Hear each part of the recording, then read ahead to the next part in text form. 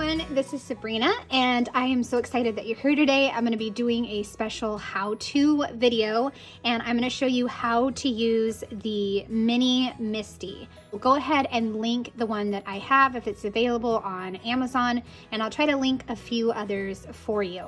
So normally on Wednesdays I do an Everyday Explorers video and it's all about stamping, but this Wednesday I wanted to do something a little different. I've had some questions about stamping and I just really want to show people how easy stamping can be, and this is the way to make it the easiest.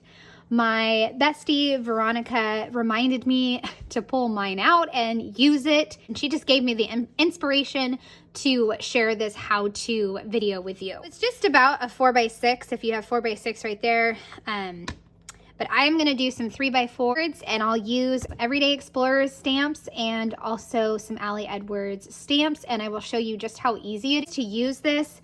It's definitely a little bit of an investment, but it is so worth it if you're about being precise with your stamping, and also if you want to avoid, a lot of mess, especially on your fingers. All right, I'm gonna go ahead and switch to Voiceover, and I hope you guys enjoy this how to use the mini Misti. All right, here we go. You're gonna take your stamp and you're gonna put it down onto your paper with the flat, smooth side on the Misti plate. So you put it down, press the plate down, and that way the stamp will grab on. Now you can add your ink to the left-hand side where the plate is. Now, when I start making my cards and thinking about my cards, I decide to usually go with something in the center. The cards I'm making for this video are not going to be journaling prompt cards. I also wanted to show you these are the two tools that I use for cleaning my stamps. One is just an old rag, and the other one is a little scrub pad for stamps I found at Hobby Lobby. So I just wanted to show you those. I keep forgetting to get a lawn fawn chamois, so hopefully I'll get one of those, and that'll help me clean up my stamps better and not have to use a dirty rag.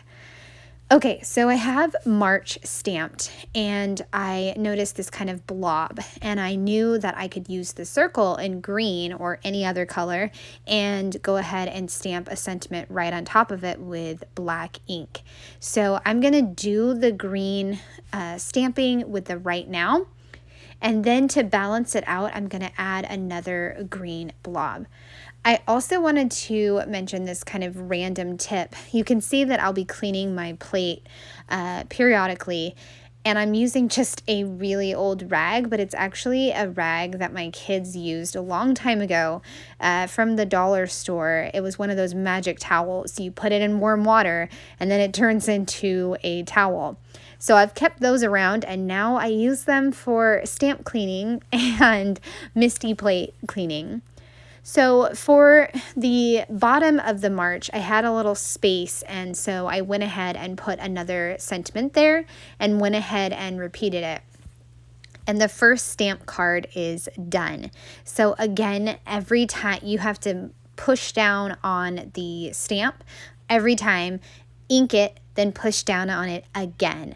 And again, I'm starting with March memories right in the center. Like I said, I'm making mainly filler type cards, so I gravitate towards putting sentiments or a large sentiment in the middle. That way it's just an easy formula for making your cards. This particular March stamp had like a green leaf pattern, so I went ahead and used that for grass. And that's another thing I would suggest, is looking at your stamps and trying to think of them in a different way. It's similar to my December daily bookshelf, just thinking outside the box of what your stamps could be, because this was a square leaf flower print stamp, and I used it for grass. Easy. I took around here, stamped it in the middle, and then added in the story of right now. The yellow ink did not turn out as great as I wanted, but that's okay. It was just a stacked stamping with a border at the bottom. Okay, so here I wanted to show you something a little different. You might be thinking that you can do multiple stamping on the Misti at one time with different inks. No, you can't. So I just wanted to make sure that you knew that. So I took a clustering of stamps for my idea for my next card. As you can see, it did not press very well. It just didn't. It didn't go through well, and it did not make a good impression. So I suggest going with one stamp at a time.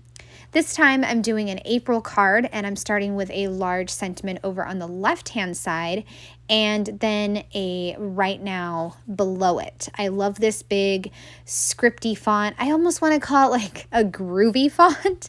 That's what it reminds me of. And then I'm using a flower. This is a little Stories by the Month 3x4 stamp set that just came to subscribers from Allie Edwards. I love that little flower anytime she puts in flowers. So then my next suggestion would be, if you're going to do flower stamping or any type of stamping, you can add it to the edges, and it just adds some fun movement and visual interest to your card. The stamp set also came with an outline, and I just outlined that in a different color of ink. It didn't turn out maybe as great as I wanted, but that's okay. It left a little bit of impressions on the inside of the outline stamp. It's still a beautiful card, and I love it. Okay, switching to Everyday Explorers stamps, I'm going to make a filler card that is all about me. And if you can see some extra hands in the video, that is my daughter. She was standing by my desk watching me as I was making these.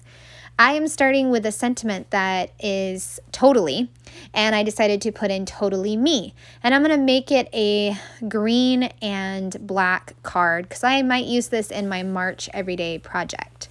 I used a mixed media stamp, which is what I would say is a very versatile stamp set to have in your stash.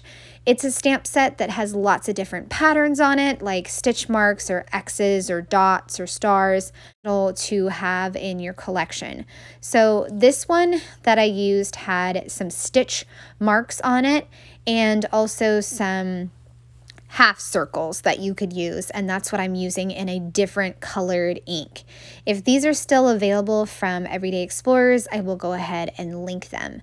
But I am layering on the stitch mark and also the half circle rainbow mark. I layered those on in 2 different colors. So that's another way to do it, because I also did it on the left side and the right side. I'm adding in some hearts as well. Then I will grab another mixed media mark with the little circles, and I just ink it. First I press it, make sure it's on the pad, then I ink it. So it turned out really fun, and I love all the little inky layers that I have on there. So the next one I have is a spring card. I'm starting with a big sentiment towards the top, and I will put a fresh start. I was inspired again by a mixed media type of stamp set, the rainbow, and spring making me think of rainbows. So I put the orange on my rainbow and put it in the middle. Now below it, I'm going to put a little sentiment that says spring. Now, stacking in a column like this is a really easy way to make a filler card, but I decided to add a little bit something extra to the stamp. So along the edges, I'm going to stamp a Greenery Stamp set that Everyday Explorers has. If they still have it, I'll link it.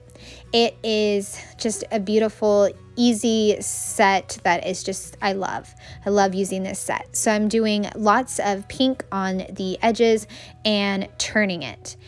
For the last little piece, I wanted a little bit more orange to balance it all out, so I stamped currently, and that one is done. Okay, so that is a total of 5 ideas on how to layer your stamps and use the Misti. I really hope that this was helpful for you on how to use the Misti and also layer your stamps as I talked through the process video.